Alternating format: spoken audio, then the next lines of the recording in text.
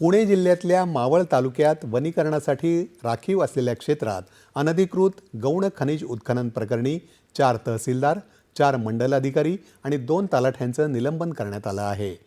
परवानगीपेक्षा 90,000 brass अधिक उत्खनन झाल्याचं ETS मोजणीत निष्पन्न झालं असून या संदर्भात फौजदारी आणि महसुली अधिनियमानुसार दंडात्मक कारवाई करण्यात येणार आहे।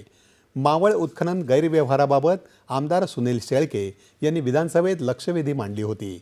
उत्खनन प्रकरणी अतिरिक्त जिल्हाधिकाऱ्यांनी चुकीची माहिती दिली असून अनधिकृत उत्खनन करणाऱ्यांना अधिकारी पाठीशी घालत असल्याचा आरोप शेळके यांनी केला। या संदर्भात विभागीय आयुक्तांनी 2दा चौकशी केल्याचं महसूल मंत्री चंद्रशेखर बावनकुळे यांनी सांगितलं। राज्यातल्या अवैध उत्खननाला आळा घालण्यासाठी प्रत्येक जिल्हा, तालुका आणि गावाचा ATS सर्व्हे सुरू करण्यात आला आहे।